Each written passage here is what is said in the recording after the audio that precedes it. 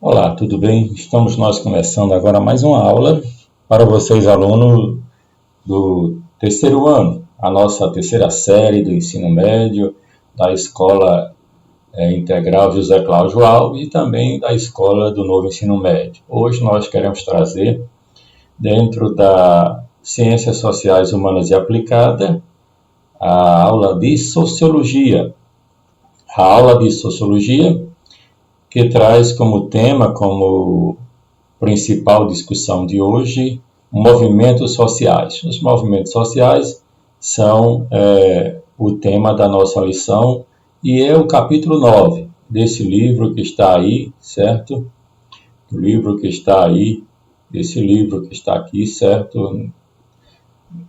Vocês podem acompanhar, porque vai ser o livro-texto para as nossas discussões, ok? Então, você fica já aí de posse do seu livro ao entrar em contato com este conteúdo, ao entrar em contato com esta aula. Bem breve esta aula, pois iremos tratar apenas de alguns pontos que eu quero apresentar para vocês nesse instante, certo?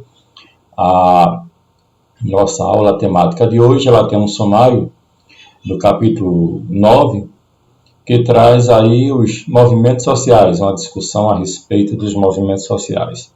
Os movimentos sociais na pauta das ciências sociais, movimentos sociais, classe e pobreza, e a outra parte e última do nosso discurso de hoje, da nossa aula, é pausa para refletir. Vai estar já lá no final deste vídeo, desta videoaula, uma discussão para que você possa fazer com você mesmo e o seu livro e depois relatar a sua experiência conosco, ok? Então fica aí esse momento para vocês. Essa é a nossa aula que nós vamos iniciar, agora trazendo esse contexto para vocês, certo? Os movimentos sociais. Os movimentos sociais, o que é? Qual o conceito mais apropriado que nós podemos dar para o movimento social? O movimento social se refere à ação coletiva de um grupo organizado, que tem por objetivo alcançar mudanças sociais por meio do embate político. Dentre outras coisas, também alcançar mudanças sociais por meio de uma ação determinada dentro da sociedade. Dentro também de um contexto específico, certo? Faz parte do movimentos sociais, os movimentos populares, sindicais e a organização não governamentais, aquelas famosas ONGs, como você já tem o conhecimento através da mídia, o que são movimentos sociais. Os movimentos sociais também têm uma ação coletiva, é uma das características dos movimentos sociais, ter uma ação coletiva. A sua principal forma de comportamento é a do comportamento coletivo.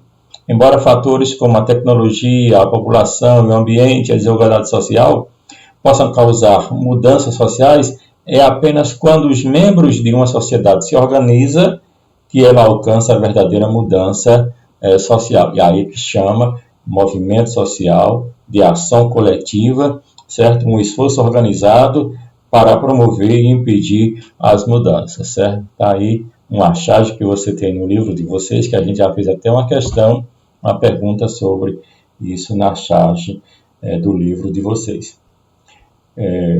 Movimentos sociais,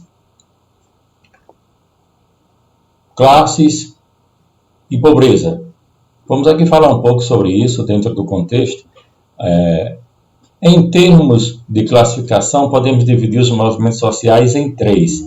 Movimentos reivindicatórios, movimentos políticos e movimentos de classe. O que são esses conceitos nesses 3 tipos de classificação de movimentos? Por exemplo, os movimentos reivindicatórios, os quais focam a sua ação em exigência de algumas questões imediatas, utilizam-se da pressão política para pressionar as instituições que possam modificar os dispositivos legais para lhes favorecer de alguma maneira, ok? Então, os reivindicatórios são aqueles quando você se junta para mudar uma questão legal, uma questão dentro de uma lei que lhe desfavorece ou dentro de uma questão que irá lhe favorecer como um coletivo social. Aí você vai reivindicar esses seus direitos. E também movimentos políticos, os quais buscam influenciar a população na participação política direta enquanto garantia de transformação estrutural da sociedade. Os movimentos políticos são aqueles que você precisa levar uma emenda constitucional, você precisa levar uma mudança de lei e precisa que você faça a sua assinatura, faça a sua reivindicação através dos partidos políticos. E também os movimentos de classe, os quais buscam subverter a ordem social e, consequentemente, alterar as relações entre distintos fatores na conjuntura nacional. Aumentou o imposto, aumentou a passagem, aumentou isso, aumentou aquilo, querem tirar as horas extras, querem aumentar as horas de trabalho, querem tirar os direitos. Você vai e se movimenta para que isso não aconteça. Movimento de classes são classes de professores, classes de estudantes, classes de isso, daquilo outro, que estão formados de enfermeiros, médicos e assim por diante, ok? Então,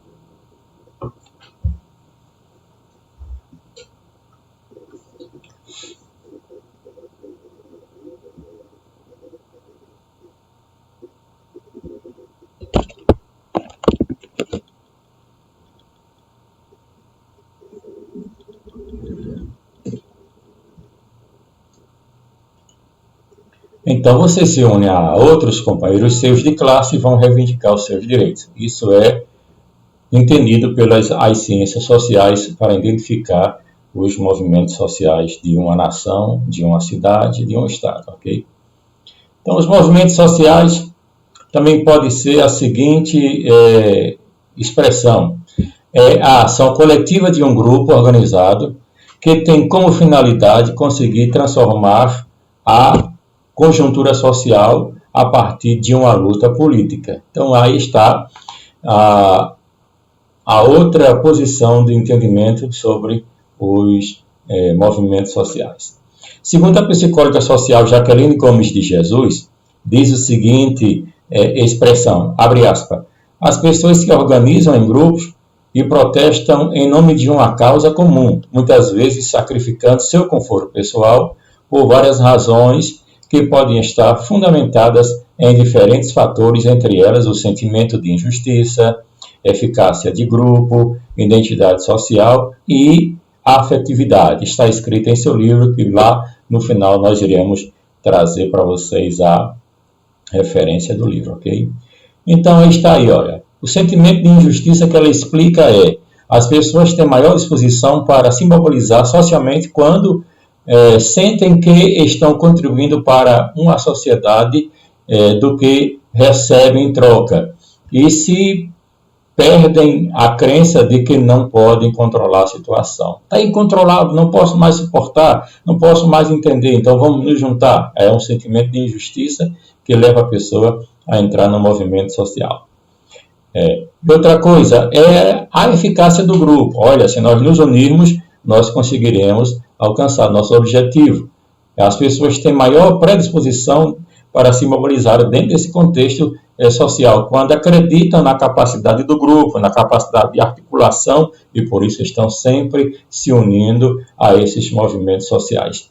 A identidade social, olha, aquilo vai me afetar. Se nós não nos unirmos, nós iremos sofrer todos juntos. Ninguém está fora do barco, ninguém está fora da situação. Então, eu me identifico com aquele movimento social. As pessoas têm maior predisposição para se mobilizarem socialmente quando passam a perceber que fazem parte de algum grupo social, o que, por solidariedade, estimula-os a defenderem politicamente as causas do grupo com o qual se identifica. Eu vou me juntar àquele grupo, o Movimento Sem Terra, movimento LGBT, movimento Fique em Casa, o movimento Somos Todos Fulano, Somos Todos Beltrano, ninguém larga a mão do outro e assim por diante. São expressões de identificação social. Tamo junto, é nós, certo? A identificação social leva cada qual se estabelecer dentro de um grupo para firmar solidariedade. E também a afetividade, você tem a predisposição para se mobilizar socialmente quando tem uma forte reação afeto-atitudinal, ou seja, aquilo me comoveu, então eu tenho que lutar, eu tenho que abrir uma conta aqui para ajudar aquela pessoa que está, as ONGs faz isso, né? O Fundo de Amparo à Criança, a FIA, o Banco Itaú e outros organismos aí estão sempre fazendo esse movimento para que os movimentos sociais tenham sucesso, ok? Então, classes sociais. O que são classes sociais? Classes sociais, segundo Alain Touraine, movimentos sociais são a ação conflitante de agentes das classes sociais lutando pelo controle do sistema de ação histórica. Para o autor, em cada sociedade existe um movimento social que encarna não uma simples mobilização, mas um projeto de mudança social. Nenhum movimento social se define somente pelo conflito, mas pela sua aspiração de controlar o movimento da história. Segundo o autor, a definição do movimento social se dá através de 3 princípios, certo? Isso foi uma ideia que o socialista teve, que esse sociólogo teve, e aí nós vamos apresentar no final o que ele realmente quis dizer com isso, ok? Princípio de identidade. Eu me identifico corresponde à autodefinição do ator social e à sua consciência de pertencer a um grupo ou classe social. Um movimento social só pode se organizar se essa definição for consciente. Entretanto, a formação do movimento precede essa consciência. Então, o princípio da identidade. Outro princípio que ele vem falar é o princípio de oposição. Um movimento só se organiza se puder nomear o seu adversário, mas a sua ação não pressupõe essa identificação. O conflito faz surgir o adversário, forma a consciência dos atores. O que ele quis dizer? O conflito é quem constitui e organiza o ator.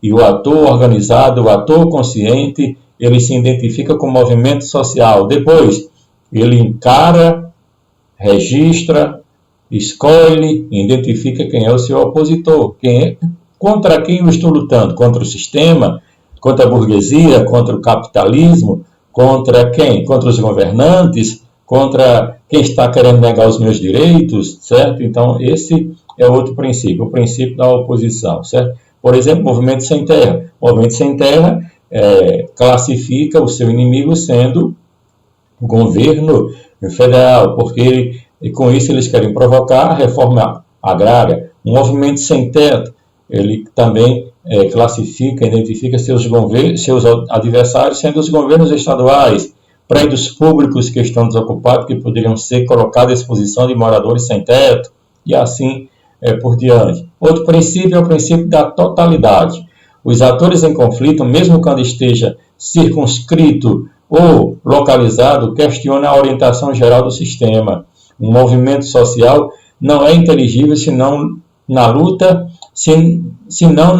tendo em vista o controle da historicidade. Ele quis dizer o seguinte, que toda a história deve estar ao controle dos movimentos sociais. Só que aí ele reduz, ele volta atrás, ele disse que não é assim. Então, o controle da história não está nos grupos sociais. Ninguém controla a história, certo? Estes princípios até tudo bem, mas a história não é controlada por nenhum movimento social, certo? Se fosse assim, aqui no Brasil, por exemplo, os movimentos sociais dos cara pintadas até hoje estavam com a cara pintada. Eles pararam de pintar a cara. Eles foram parte de uma história. Eles fizeram parte da história de um momento, de uma época, de uma situação levantada por eles, por alguém que queria uma mudança social, uma mudança na política, queria o impeachment de um governante, certo? Mas já aconteceu outro impeachment, mas não teve as características do povo na rua. O impeachment do novo governante está também previsto, certo? O governante da nação.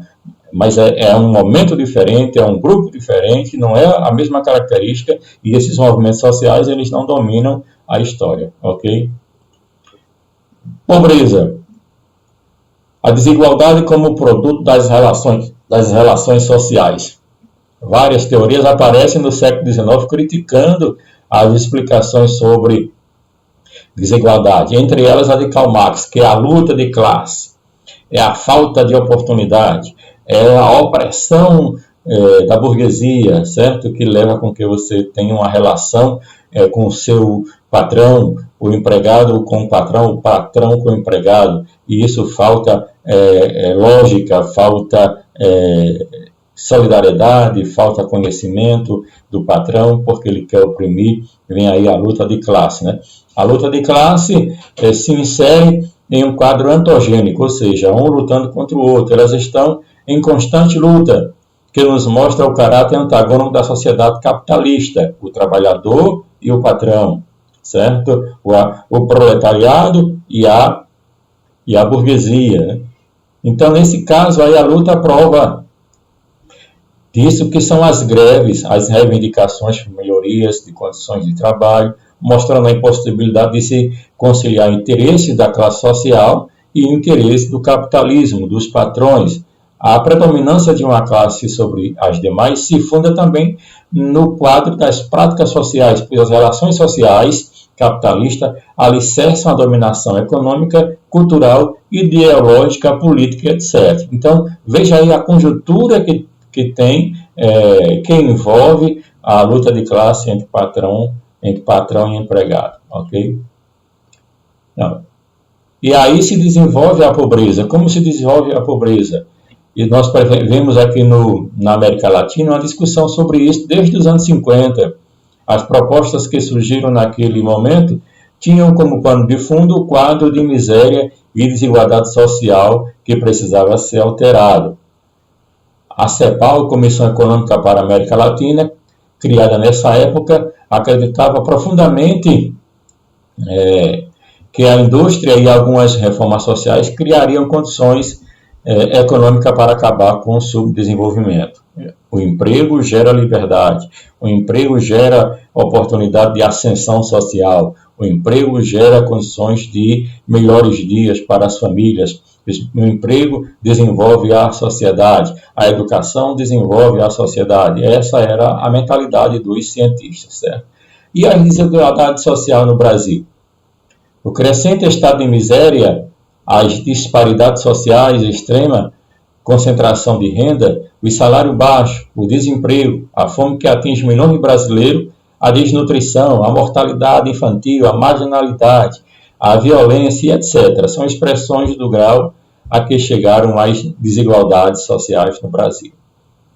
As desigualdades sociais não são acidentais, e sim produzidas por um conjunto de relações que abrangem a esfera da vida social. Na economia existem relações que levam à exploração do trabalho e à concentração da riqueza nas mãos de poucos. Na política, a população é excluída das decisões governamentais. Então, a desigualdade não é acidental, não acontece por acaso. Ela tem um germe, e o germe que a faz surgir é justamente isso que está explicado neste slide, nesta compreensão que você vai ter ao acompanhar.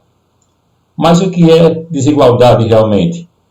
Desigualdade social é um processo existente dentro das relações da sociedade, presente em todos os países do mundo, faz parte das relações sociais, pois determinam um lugar aos desiguais, seja por questões econômicas, por questões de gênero, de cor, de crença, de círculo ou grupo social.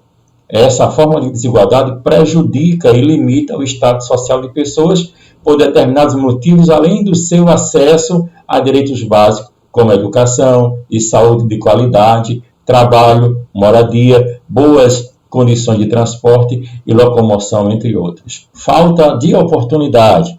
Falta de oportunidade tem sido também uma grande característica da desigualdade, ok? Então vamos lá, você agora vai ter aí a parte da pausa para refletir e vai analisar a atividade que está disposta na página 268 do capítulo 9 do livro de Sociologia de vocês. Vocês vão ler e refletir sobre o texto e responder as questões 1 e 2. Escreva isso, ok? Vamos lá, muito obrigado pela oportunidade. Fiquem aí com a boa aula. Esta é a referência do nosso slide. Além do livro apresentado aqui na imagem, nós temos aí essa referência para que você possa ter acesso. Ok? Então, muito obrigado. Ciências Sociais, Humanas e Aplicada, Sociologia. Tema de hoje é o ensino para você, para que você entenda o que são movimentos sociais. Ok? Valeu, galera. Tamo junto sempre. Fiquem todos com Deus.